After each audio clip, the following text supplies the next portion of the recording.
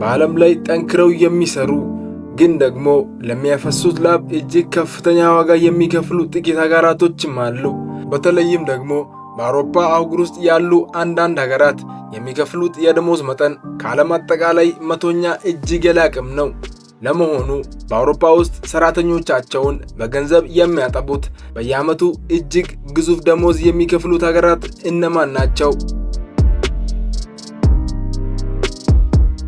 በዛሬው ቪዲዮአችን ከአውሮፓ እምብርት ተነስተን ከፍተኛ ደሞዝ የሚከፍሉ 10 ሀገራትን ዝርዝር እንመለከታለን። የሚሰጡት አስገራሚ ጥቅማ ጥቅሞችና የኑሮ ደረጃ ምን እንደሚመስል ጭምር በዝርዝር እንመለከታለን። እስከ መጨረሻው በመቆየት ቪዲዮአችንን እንድትከታተሉ እንጋብዛችኋለን። የምሰራቸው ቪዲዮዎች ከተመቿችሁ ሰብስክራይብ በማድረግ እንድታበረታቱኝ እጠይቃለሁ።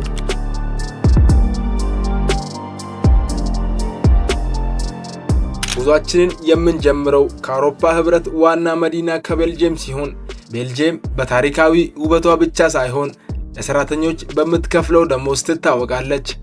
በዚች ሀገር ውስጥ በአማካኝ በዓመት 62348 ዩሮ ለአንድ ሰራተኛ ይከፈላል ተብሎ የተተመነው የገንዘብ መጠን ይህ ሲሆን ቤልጅየም ከፍተኛ ደሞዝ ብትከፍልም በአውሮፓ ውስጥ ከፍተኛ ግብር ከሚጣልባቸው ሀገራትም አንዷ ነች። ነገር ግን የከፈሉት ግብር አይቆጫቸውም። ምክንያቱም ሀገሪቱ እጅግ ዘመናዊ የጤና ዋስትናና ነፃ የትምህርት ዕድል ለዜጎቿ ታቀርባለች። በተጨማሪም ብዙ ኩባንያዎች ለሰራተኞቻቸው የበዓል አበልና የትራንስፖርት ድጎማ ያደርጉላቸዋል። በ9ኛ ደረጃ ላይ የምናገኛት በባህል በስነ ህንፃና በተፈጥሮ ውበቷ የበለጸገችውን ኦስትሪያን ሲሆን ኦስትሪያ ሰራተኞቿን በዓመት በአማካይ 3054 ዩሮ ትከፍላለች። ኦስትሪያ ውስጥ ስራን እና ህይወትን ማናዘር ወይም ወርክ ላይፍ ባላንስ ህጋዊ ጥበቃ የሚደረግለት ትልቅ እሴትም ነው። ሰራተኞች በቂ የእረፍት ጊዜ ያገኛሉ። የሥራ ሰዓታቸው የተስተካከለ ሲሆን በተጨማሪም በኦስትሪያ ውስጥ በየዓመቱ የ13ኛና የ14ኛ ወር ደሞዝ የሚባል አሰራርም አለ። ይህም ሰራተኞች ለገና በዓልና ለክረምት እረፍት ተጨማሪ የገንዘብ ጥቅማ ጥቅሞችን በነፃነት እንዲያገኙም ያደርጋቸዋል።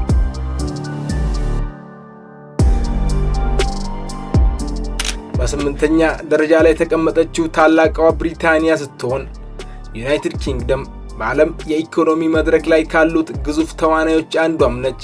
በእንግሊዝ ውስጥ አንድ ሰራተኛ በአማካኝ በዓመት 65340 ዩሮ ያገኛል። በእንግሊዝ የሥራ ባህል ውስጥ ውጤታማነት ትልቅ ቦታ አለው። በተለይ እንደ ለንደን ባሉ ከተሞች የኑሮ ውድነት ከፍተኛ ቢሆንም የእድገትና የፕሮፌሽናል ትስስር ዕድሉ እጅግ ሰፊ ነው። አብዛኞቹ ተቀጣሪዎች የግል የጤና መድን ወይም ፕራይቬት ሄልዝ ኢንሹራንስ እና የጡረታ ፈንድ ድጎማዎችን ከኩባንያዎቻቸው ያገኛሉ።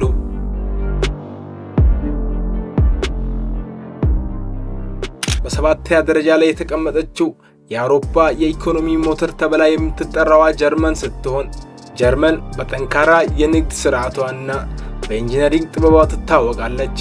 እዚህ ሀገር ውስጥ በአማካይ በዓመት 66700 ዩሮ ለአንድ ሰራተኛ የሚከፈለው አማካይ የደሞዝ መጠን ሲሆን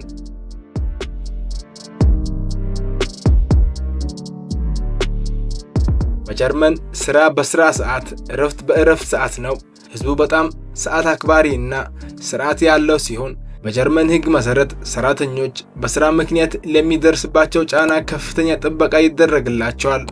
የሥራ ዋስትናቸው አስተማማኝ ከመሆኑ በላይ በየዓመቱ ቢያንስ 25 እና 30 ቀናት የሚከፈልበት ዓመታዊ እረፍት የማግኘት መብትም አላቸው።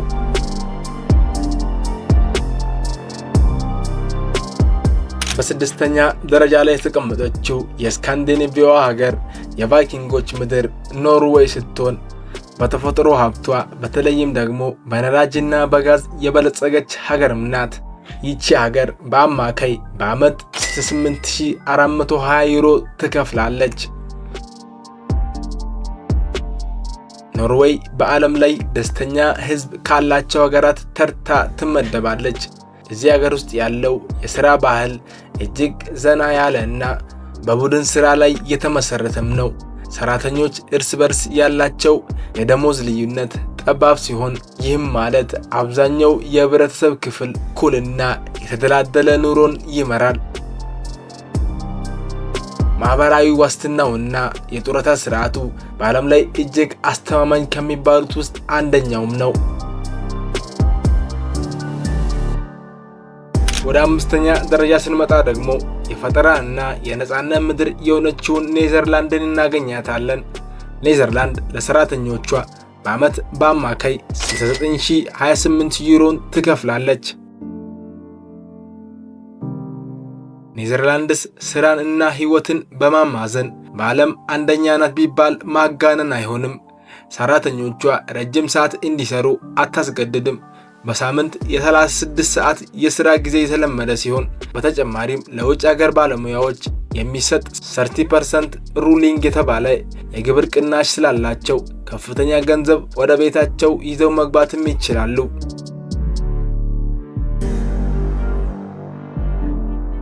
በአራተኛ ደረጃ ላይ ተቀምጠችው ሌላኛዋ የስካንዲኔቪያ ሀገር ዴንማርክ ስትሆን በዴንማርክ በአማካይ በዓመት የሚከፈለው የደሞዝ መጠን 71961 ዩሮም ይደርሳል። ዴንማርክ ሂጌ በሚባለው ምቾትንና ደስታን ማዕከል ባደረገው የኑሮ ፍልስፍናዋ ትታወቃለች። እዚህ ሀገር ውስጥ በሥራ ቦታ ያለው ግንኙነት ፍጹም ዲሞክራሲያዊም ነው። በኃላፊውና በሰራተኛው መካከል ያለው ልዩነት እጅግ ጠባብ ነው። የኑሮ ደረጃዋ በጣም ከፍተኛ ከመሆኑ የተነሳ ወላጆች ለሚወልዱት ልጅ የሚሰጠው የረጅም ጊዜ የሚከፈልበት የወላጆች ፈቃድ በዓለም ላይ ምርጡም ነው።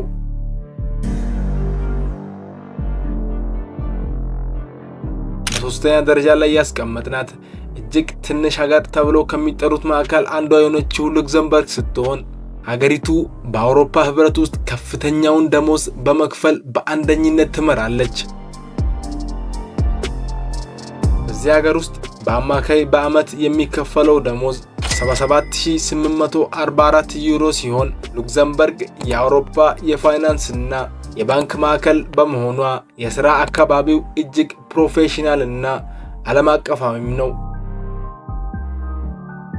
አስገራሚው ነገር በሉክዘምበርግ ውስጥ ያለው ሁሉም የህዝብ ትራንስፖርቶች ለነዋሪዎቹም ሆነ ለጎብኚዎች ሙሉ በሙሉ ነፃ ሲሆኑ ይህም ሰራተኞችን የትራንስፖርት ወጪ እንዳይኖራቸውም ያደርጋል። ሁለተኛ ደረጃ ላይ የምናገኛት ሀገር በሰሜን አትላንቲክ ውቅያኖስ ላይ የምትገኘውና በእሳተ ገሞራዎች እና በበረዶዎች የምትታወቀው አይስላንድ ስትሆን አይስላንድ በዓመት በአማካይ 85950 ዩሮን በመክፈል ከአውሮፓ ሁለተኛው ሀገርም ናት። የአይስላንድ የህዝብ ቁጥር አነስተኛ ቢሆንም ኢኮኖሚዋ ግን እጅግ ጠንካራ ነው። አይስላንድ በቅርቡ በሳምንት 4 የሥራ ቀናት አሰራርን በተሳካ ሁኔታ ከሞከሩ ሀገራት አንዷም ነች። ይህ የሥራ ሰዓት ቅነሳ ሰራተኞች ሳይደክሙ በደስታ እና በከፍተኛ ተነሳሽነት እንዲሰሩ አስችሏቸዋል።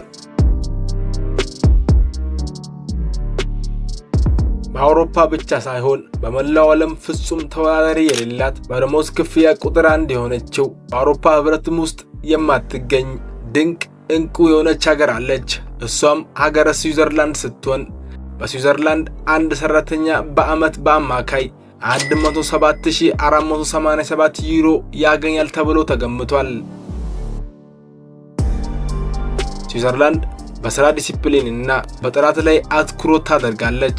ግብር ከሌሎች የአውሮፓ ሀገራት አንጻር ዝቅተኛ በመሆኑ ሰራተኞች የሚፈልጉትን የቅንጦት ህይወት እንዲመሩ ይረዳቸዋል።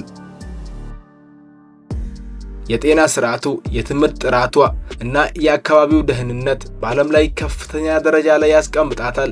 ምንም እንኳን የኑሮ ውድነቱ ሰማይ የነካ ቢሆንም ይህ ግዙፍ ደሞዝ ግን ማንኛውንም ወጪ ሸፍኖ ምርጥ ህይወት ለመኖር ሙሉ በሙሉ ያስችላል።